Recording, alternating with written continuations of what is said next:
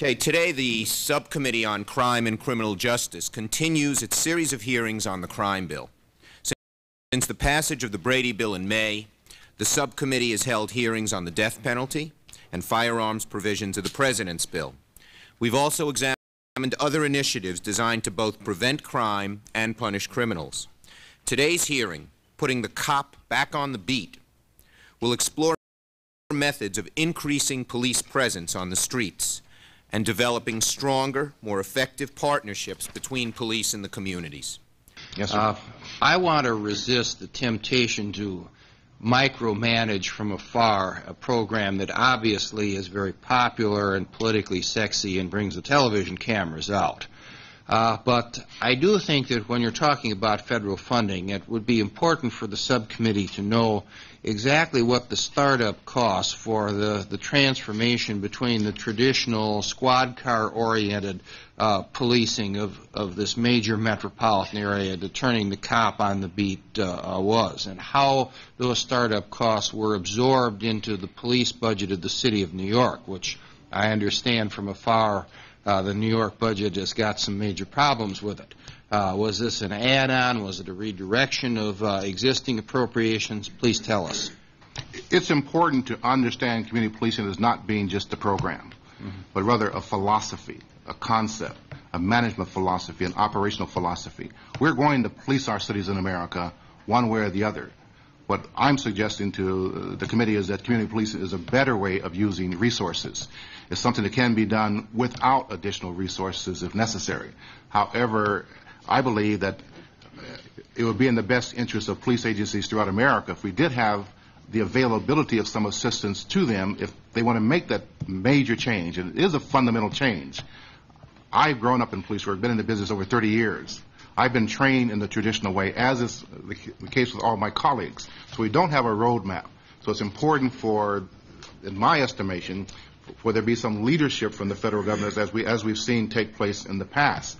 And indeed, some of the concepts that we utilize in community policing comes from projects funded by the federal government through its Office of Justice programs. So it can be done, obviously, as we're doing, without additional budgetary considerations, but there are things that we need monies to do. For example, if we want to deal with the 911 problem and implement concepts that have been tested, such as differential police response. By that I mean different ways to respond to citizen calls for services. It would be helpful to have some assistance in doing that. If we want to develop a new performance evaluation system, it would be helpful to have assistance in doing that. If we want to change how we train our police officers to make sure that they understand problem solving, they understand crime prevention, that they understand the whole issue of involving the community, it would be helpful to have assistance to do that. I see the role of the federal government not coming in and trying to tell local agencies what to do or how to do it, but providing a leadership role by providing some technical assistance, technology transfer, research and demonstration, evaluation. That, I think, would be very helpful. Respectfully, I don't think you answered my question. How much did it cost in New York to do this? We have not put a dollar figure, as I said, and I think I did answer your question, at least I attempted to. Let me try to be a little more articulate in doing it. We are going to police New York City. I have made a decision to change our style of policing, to go to community policing. It's not a program.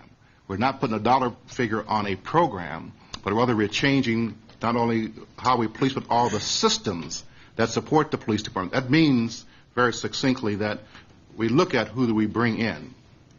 Under traditional systems of recruiting, we provide a series of examinations, and we take whatever is left. My suggestion is we need to determine what type of person we want, and then go out and recruit that type of person. Well, we're going to recruit anyway. We're going to test anyway. It's the philosophy and the concept under which you do so. Another thing is the training. We're going to train our police officers anyway. On the community policing, we're going to provide them some additional skills in problem solving and community organizing and crime prevention, things we have not done traditionally. The key to your question is that we don't view this as a program. where we're going to evaluate it and see if it works or not, and sometime unplug it if it doesn't. We think it's a superior way of policing based upon at least a couple of decades of research and experimentation and our own experiences in New York City under a program called Community Patrol Officer Program, or CPOP. But those kinds of decisions are most properly made by the mayor and city council of the jurisdiction that controls the police department based upon local problems and the best way to solve local problems.